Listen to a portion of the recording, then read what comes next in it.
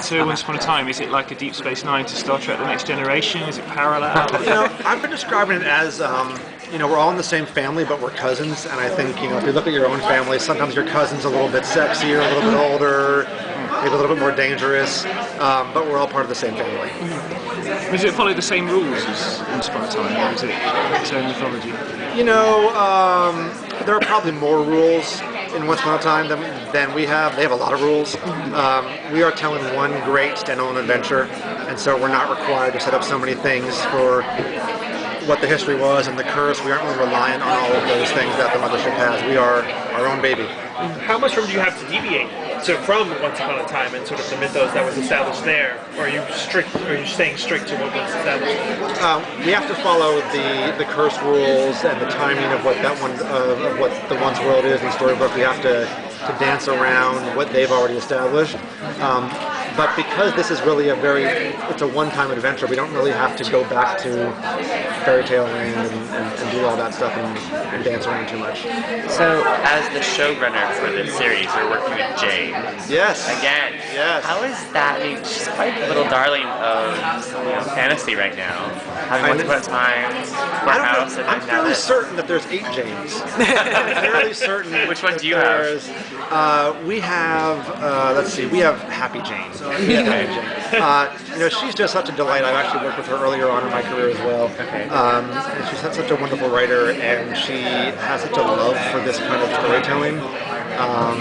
And I think it's so important for writers of this stuff to not look down on it, to not have a judgment about it, but to really embrace the true wonder of the fact that as writers we have no handcuffs in this show, that literally whatever your imagination wants to do, it can do. There's no well, that can't possibly happen. Really? It can't. It's Wonderland. Anything can happen. And so it's great. If we want to say that there's a thing called the Mallow Marsh, which is just a marsh that's made of marshmallow. There is. Let's go bounce on it like it's a trampoline. Anything can happen. Are there any specific characters you want beyond the actual Once Upon a Time characters? Were there any specific characters you weren't allowed to use because they were going to use, or is anything like that?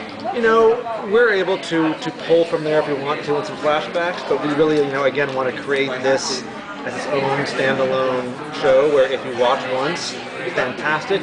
You know the storytelling, you know how these kind of shows make you feel, and you can watch that. But if you haven't watched once, this is a show that does not require knowledge of that world and those rules. It's totally entry free. You can come on in and have some fun. Based on the timeline, it seems as if Wonderland takes place before the curse is enacted. Can there be? Can you confirm or deny, or give me? I can neither confirm nor deny the rules of the curse. But what I can confirm is that you will have a little dose of 4 things in every episode, which is emotion, romance, adventure, and fun. Those are the 4 things that every episode of Wonderland should have, and I think we sort of encapsulate that in the presentation. And now it's just about playing that out.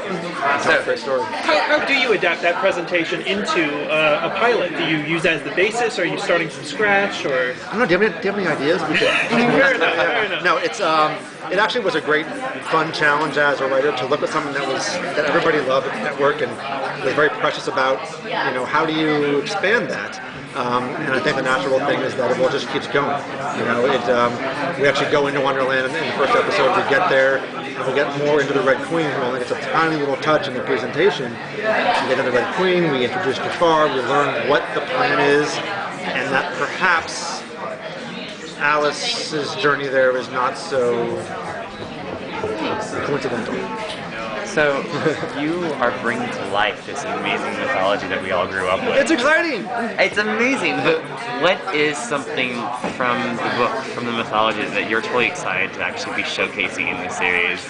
Well, I love those books so much when I was a kid, but mostly because they're crazy. I think one of the magazines referred to this show as Bong Hit Fairy Tale Theater, which I kind of love.